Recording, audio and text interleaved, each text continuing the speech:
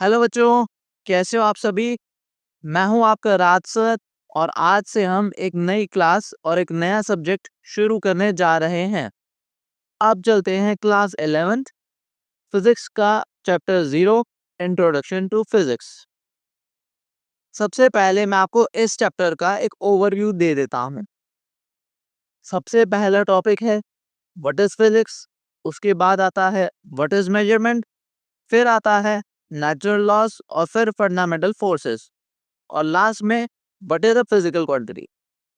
बस इतना सा ही है इंट्रोडक्शन।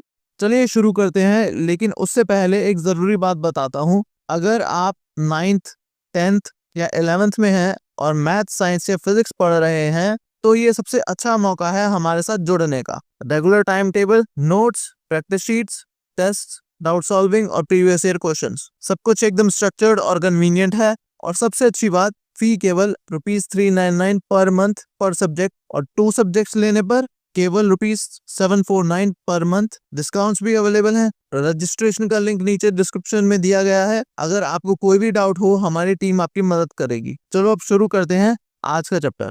अब शुरू करते हैं हमारे फर्स्ट टॉपिक से, व्हाट इज फिजिक्स।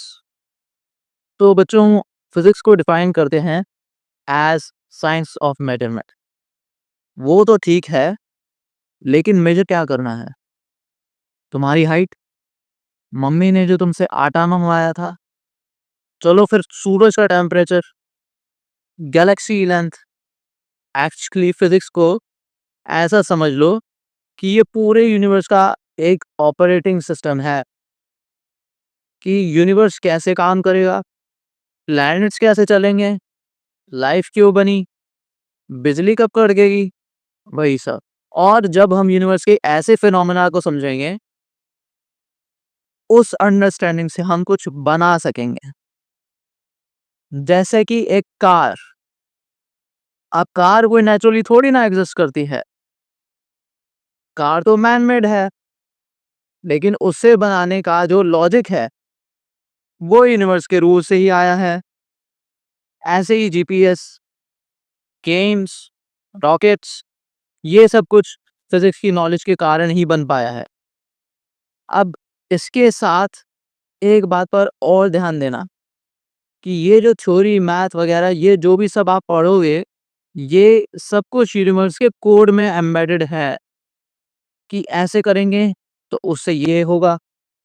ठीक है बच्चों, यहाँ तक समझ में आ गया। अब एक और बात बताता हूँ कि ये जो सारे फिजिसिस्ट हैं ना, ये सब एक चीज के पीछे पड़े हैं बहुत टाइम से, कि जितनी भी फिजिक्स अभी तक हमने समझी है वो बस एक इक्वेशन से निकाली जा सके। ठीक है, तो ये बात है। चलो फिर अब आगे चलते हैं नेक्स्ट टॉपिक में, जो कि है व्हाट इज मेजरमेंट। पिछले लेसन में हमने सीखा कि physics is the science of measurement, लेकिन मेजरमेंट क्या होती है इस पर थोड़ा डिटेल में बात करते हैं। सबसे पहले तो मेजर क्या करोगे और मेजर किस चीज से करोगे, और तो और कि मेजर करना ही क्यों है। तो सबसे पहले तो एक बात समझो कि फिजिक्स में हम फिजिकल क्वांटिटीज को मेजर करते हैं, जैसे कि हाइट, वेट वगैरह वगैरह। अच्छा, अब मेजर किस चीज से करते हैं? बेइंग स्केल, मेजरिंग टेप या फिर इंची टेप। अच्छा, अब ये बताओ कि मेजर करना ही क्यों है। ये भी आसान सा ही सवाल है कि भाई अगर मम्मी ने आपसे कहा कि बेटा जा जाकर दुकान से आटा ले आए, तो कितना आटा लेकर के आओगे? अब अगर बोले कि 1 किलो लाना है, 2 किलो लाना है, 5 किलो लाना है, तभी तो पूरी बात समझ में आएगी ना। अब समझ आए कि क्या जरूरत है मेजरमेंट की। अब एक बारी ना मैं आपको टेक्स्ट बुक डेफिनेशन भी समझा देता हूँ। तो डेफिनेशन कहती है कि भाई मेजरमेंट तो एक प्रोसेस है किसी भी फिजिकल क्वांटिटी की वैल्यू जानने के लिए। अब जैसे आटा का ही केस ले लो, वेट है फिजिकल क्वांटिटी, 2 है उसकी वैल्यू और केजी है उसकी स्टैंडर्ड यूनिट। अब ये स्टैंडर्ड वाली बात मैं आपको नेक्स्ट चैप्टर में समझाऊंगा। यही बेसिक आइडिया है मेजरमेंट का। और ठीक इसी तरह से हम नेचर को भी ऑब्जर्व करते हैं। हम नेचर के अलग अलग पैरामीटर्स को ऑब्जर्व करते हैं और उन्हें मेजर करते हैं, जैसे कि सन का टेम्परेचर। ठीक है, चलो अब चलते हैं अपने अगले टॉपिक पर, जो कि है नेचुरल लॉज। अब इस टॉपिक के टाइटल से आप समझ गए होंगे कि यहाँ पर यूनिवर्स के लॉज की बात होने वाली है। यहाँ पर मैं बात करने वाला हूँ नेचुरल लॉज की कुछ कॉमन प्रॉपर्टीज की। तो सबसे पहली बात ये है कि जो भी ये नेचर के लॉज हैं, ये यूनिवर्स में हर जगह सेम है। मतलब कि धरती पर अलग लॉ चलेगा और मार्स पर अलग, ऐसा नहीं होता है। धरती, मार्स, सूरज, सब जगह यूनिवर्स के लॉज सेम हैं। नेक्स्ट प्रॉपर्टी कि भाई ये लॉज टाइम के साथ चेंज नहीं होते। मतलब कि आज तो सूरज पूरब से निकल रहा है और कल पश्चिम से निकलेगा, ऐसा नहीं होने वाला। लॉज हमेशा सेम ही रहते हैं। अभी तक की रिकॉर्डेड साइंटिफिक हिस्ट्री में तो यही देखा गया है। नेक्स्ट प्रॉपर्टी, ये लॉज प्रिडिक्टिव होते हैं। मतलब अगर आपको इस प्लेनेट का सूरज के अराउंड चक्कर लगाने का लॉ पता है, तो आप ये पता लगा सकते हो कि 10 दिन बाद ये प्लेनेट आपको कहाँ मिलेगा। ठीक, तो लॉज की जानकारी से हम हमेशा प्रिडिक्शंस कर पाते हैं। आप समझ रहे हो कि ये जो यूनिवर्स का ऑपरेटिंग सिस्टम है, इसमें अगर लॉ पता लग गया तो आप कितना कुछ बता पाओगे। इसीलिए इतने सारे फिजिसिस्ट उस एक इक्वेशन के पीछे पड़े हैं। अब बात कर लेते हैं मैथ की। अगर फिजिक्स यूनिवर्स का कोडिंग लॉजिक है, तो मैथ उसकी कोडिंग लैंग्वेज है। अच्छा, अगर आपने एक न्यू लॉ डिस्कवर कर लिया और वो पहले की सारी प्रॉपर्टीज पे फिट बैठते हैं, तब भी एक बात बताओ, उस न्यू लॉ से जुड़ी आपको कोई भी मेजरमेंट करनी होगी तो मैथ की तो जरूरत पड़ेगी ना। इसीलिए ये भी जरूरी है कि आप लॉ को मैथमेटिक्स की भाषा में लिख सको। ठीक है, तो अब मैं ना आपको एक बहुत बड़ी मिसकंसेप्शन बता देता हूँ।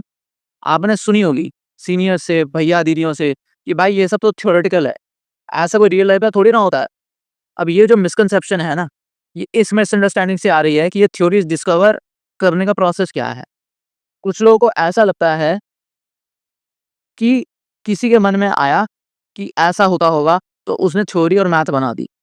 लेकिन ऐसा बिल्कुल भी नहीं है। एक साइंटिफिक थ्योरी ना एक समरी के जैसी होती है कि भाई पहले तो डिस्कवर करने के लिए एक्सपेरिमेंट्स करने पड़ते हैं, फिर उस एक्सपेरिमेंट्स की रीडिंग ली जाती है, फिर उस एक्सपेरिमेंट को कई बार किया जाता है, ये देखने के लिए कि हर बार वही सेम रिजल्ट आ रहा है या नहीं आ रहा। और उसके बाद उसे मैथमेटिक्स की फॉर्म में लिखा जाता है और फिर आपको एक लाइन में बता दिया जाता है कि ये चीज़ तो ऐसे होती है, ऐसे बनती है एक साइंटिफिक थ्योरी। ये सब law of gravitation, Newton's laws, ये सब ऐसे ही निकाले हुए हैं। तो चलो फिर अब बात करते हैं फंडामेंटल फोर्सेस की, जो कि है हमारा सेकंड लास्ट टॉपिक। अब ये बात समझो कि हमारा पूरा यूनिवर्स सिर्फ 4 फंडामेंटल फोर्सेस पर काम करता है। अभी तक की जो भी हमारी डिस्कवरी है उसके हिसाब से gravitational, electromagnetic, weak nuclear, strong nuclear. अच्छा, अब ना आप आगे चलकर इस सब्जेक्ट में बहुत अलग अलग फोर्सेस के बारे में पढ़ोगे, जैसे कि friction force, centripetal force, normal force, pseudo force. अच्छा, देख कर डरना नहीं, आगे आएंगे तो वैसे वैसे बताते जाना। और ये जो फोर्सेस हैं, ये सब इन्हीं 4 फंडामेंटल फोर्सेस से निकले हैं, तो कंफ्यूज मत होना। तो अब बात करते हैं हमारे सबसे पहले फोर्स की, ग्रेविटेशनल फोर्स। ग्रेविटेशनल फोर्स वो फोर्स है जो कि पूरे यूनिवर्स में किन्हीं भी 2 मासेस के बीच में लगता है, जैसे कि सन और मार्स, आपके और कंप्यूटर के बीच। अगला पॉइंट, ये सबसे वीकेस्ट फोर्स है और ये बहुत ही वीक होता है। ये लार्ज डिस्टेंसेस पर एक्ट करता है, ज़्यादा ना प्लैनेट्स के बीच में तक एक्ट कर जाता है। इसको किसी मीडियम की ज़रूरत नहीं, स्पेस में एक्ट कर रहा है। स्पेस क्या होता है? वैक्यूम होता है। ठीक है, चलो ये था ग्रेविटेशनल फोर्स। अब बात करते हैं इलेक्ट्रोमैग्नेटिक फोर्स की, जो चार्ज पार्टिकल्स के बीच लगती है। जैसे कि अगर आपके पास 2 इलेक्ट्रॉन्स हैं, दोनों पर नेगेटिव चार्ज होता है, तो वो एक दूसरे को रिपेल करेंगे। और अगर एक पॉजिटिव और एक नेगेटिव चार्ज होगा, तो वो एक दूसरे को अट्रैक्ट करेगा। इलेक्ट्रोमैग्नेटिक फोर्स भी लॉन्ग रेंज फोर्स है, जैसे रेडियो सिग्नल्स, मैग्नेटिक फील्ड्स। लेकिन साथ ही ये छोटी दूरी पर भी काम करता है, जैसे एटम्स के अंदर। ये फोर्स वैक्यूम में भी काम करता है, इसे किसी मीडियम की जरूरत नहीं पड़ती, जैसे स्पेस में लाइट का ट्रैवल होना। लाइट को कोई हवा, पानी या ग्लास जरूरी नहीं है, वो वैक्यूम में भी ट्रैवल करती है। जब भी तो सूरज से आपकी तरफ लाइट आ रही है ना? स्पेस में तो कोई मीडियम है नहीं। इलेक्ट्रोमैग्नेटिक फोर्स काफ़ी स्ट्रॉन्ग होती है। ये वीक न्यूक्लियर फोर्स से भी ज़्यादा पावरफुल है। ग्रेविटेशनल फोर्स से तो बहुत ज़्यादा स्ट्रॉन्ग है। ठीक है, अगर समझ में आया हो तो वीडियो को लाइक करो, चैनल को सब्सक्राइब करो। अब बात करते हैं वीक न्यूक्लियर फोर्स की। ये फोर्स न्यूट्रिनोज और दूसरे सब एटॉमिक पार्टिकल्स के बीच एक्ट करती है। न्यूट्रिनोज यानी ऐसे पार्टिकल्स जिनमें चार्ज नहीं होता लेकिन मास होता है, उनके इंटरेक्शंस के लिए ये फोर्स रिस्पॉन्सिबल होती है। वीक फोर्स का सबसे इंपॉर्टेंट काम होता है रेडियो एक्टिव डिके। आपने सुना होगा बीटा डिके के बारे में।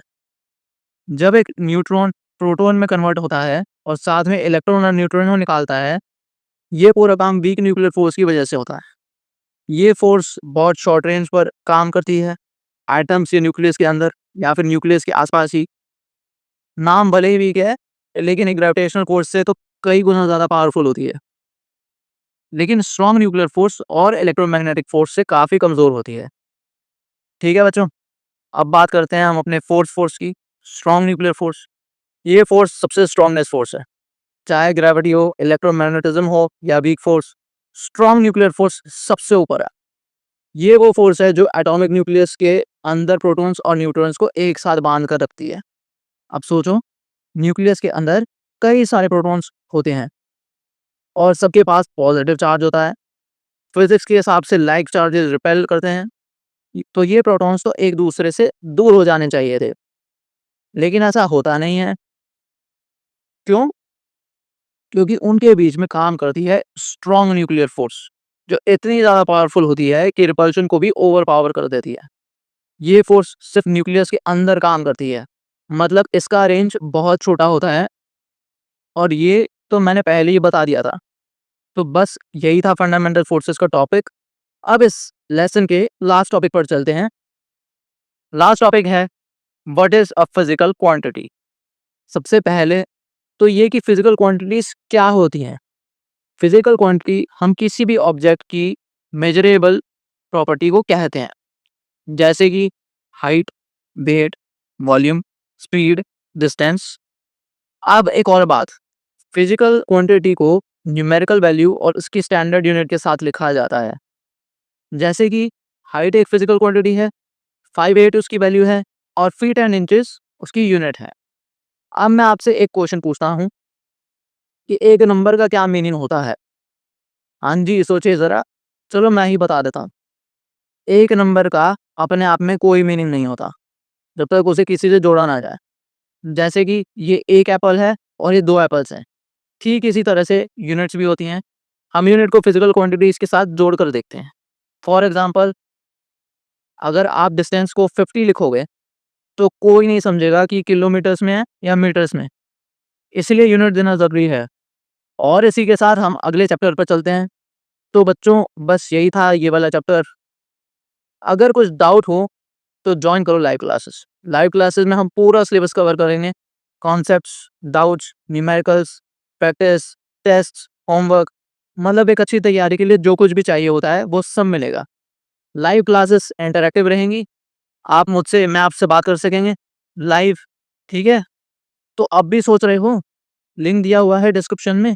चलो अब ज्वाइन करो। मिलते हैं next free YouTube one shot chapter में या फिर लाइव क्लास में।